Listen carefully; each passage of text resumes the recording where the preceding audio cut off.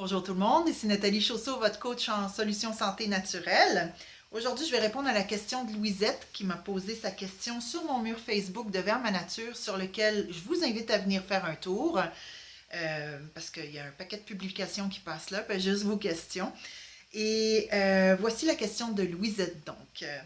Bonjour Nathalie, j'ai beaucoup de ballonnements et de flatulences. J'ai lu que c'était à cause d'un intestin perméable. Si c'est vrai, que puis-je faire? Merci. Alors, Louisette, oui et non, le ballonnement, flatulence, intestin perméable, tout ça fait pas forcément une équation exacte.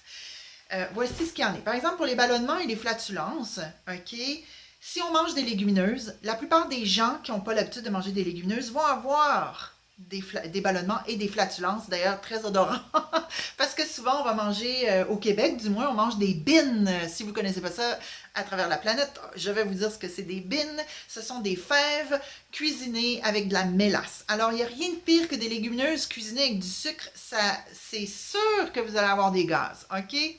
Mais ça ne veut pas dire que vous avez un intestin perméable. Ceci dit, ballonnement et flatulence sont souvent associés, très souvent associés euh, à l'intestin perméable, OK? Un dernier mot sur les ballonnements et flatulences aussi. Si on n'a pas l'intestin perméable, il y a de fortes chances, OK, de fortes chances que du début du système digestif à la fin de la digestion, c'est-à-dire quand ça sort en selle, il y a quelque chose qui ne fonctionne pas bien, que ce soit au niveau de l'estomac, que le pH n'est pas adéquat pour bien dégrader les aliments que vous mangez, ou alors votre intestin est tellement encrouté depuis des années, vous ne mangez pas assez de fibres, bien, tout ça, ça fait de la putréfaction et ça sent mauvais, ça fait des ballonnements. Le ballonnement peut être aussi causé par le candida albicans. OK? Ça peut être causé par un foie paresseux et engorgé. Il y a un paquet de facteurs. Ça peut être aussi le ballonnement, pas les flatulences. Le ballonnement, ça peut être causé parce qu'on mange en période de stress. On est super stressé, là, puis on mange, puis ben, c'est sûr que le ventre va gonfler. On n'est pas en condition pour bien digérer ce qu'on vient d'ingérer, tout simplement. Et donc, le ventre gonflé, c'est une chose, OK? C'est souvent signe de mauvaise digestion, ça c'est certain.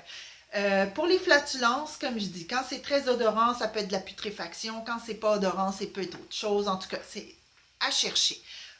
Par contre, là, je vais vous nommer 9 signes qui peuvent permettre de soupçonner qu'on a un intestin perméable. OK? Alors, le premier, ce sont les sensibilités alimentaires qui vont de l'intolérance jusqu'à l'allergie alimentaire. Comprenez, une allergie alimentaire, ça implique le système immunitaire. Une intolérance, c'est passager la plupart du temps. OK? Des fois, ça l'est longtemps. L'intolérance, elle est installée là pendant longtemps, mais ce n'est pas une allergie parce que ça ne fait pas entrer en fonction le système immunitaire. Ça, c'est un des facteurs qu'on peut soupçonner qu'on a un intestin perméable, les sensibilités alimentaires. Alors évidemment, les premiers produits à couper quand on soupçonne une sensibilité alimentaire, produits laitiers, gluten. Ensuite, soya, maïs aussi. Il y en a 7 à peu près d'aliments à couper tranquillement, pas vite, pour aller vérifier comment se passent nos intolérances alimentaires. Il y a les allergies saisonnières, OK, qui sont même associées avec de l'asthme souvent, OK. L'asthme en tant que tel, j'en parle pas. C'est vraiment l'allergie saisonnière associée avec de l'asthme. Ça peut être signe d'un intestin perméable. Un débalancement hormonal style ovaire polykystique, etc. C'est souvent signe d'un intestin perméable. Les maladies auto-immunes, pareil. Fatigue chronique, fibromyalgie, variation d'humeur. Là, je parle de variation d'humeur, là. Ça peut aller jusqu'à un sentiment de dépression, OK? C'est vraiment ça. Oui, il y en a même qui passent de l'euphorie à la dépression en dedans d'une demi-heure. Puis même, des fois, c'est 10 minutes. Alors ça peut être signe.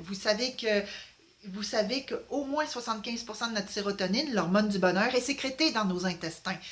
Nos intestins, c'est le deuxième cerveau. Pensez-y. OK? Ensuite, les problèmes de peau, eczéma, urticaire, psoriasis. Tout ça, c'est signe qu'il se passe quelque chose au niveau de l'intestin et ça peut être un signe d'intestin perméable. Évidemment, le candida albicans, parasites intestinaux. Et pour finir, l'inflammation du côlon. Mais ça, c'est souvent au niveau médical, ils vont dire que vous avez un syndrome d'un intestin irritable. Alors évidemment, là, l'intestin, il est perméable. Alors, voici les 9 signes qui sont à être à l'écoute finalement pour voir si peut-être on répond à certaines conditions pour un intestin perméable. Maintenant, pour traiter l'intestin perméable, c'est une autre histoire. C'est pas l'objet de ce vidéo, mais alors j'espère que ça vous aura éclairé un peu, Louisette, sur les conditions à remplir pour savoir si on a un intestin perméable ou pas. Et puis, selon votre cas, ben, agissez en conséquence. Vous êtes ultimement responsable de votre santé, tout le monde. Hein? Prenez-vous en main. Il n'y a personne d'autre que vous qui pourrait prendre soin de vous le mieux du monde. Alors, je vous invite à venir faire un tour sur mon site vermanature.com, V-E-R-T comme la couleur verte, ou bien sur ma page Facebook de Vermanature.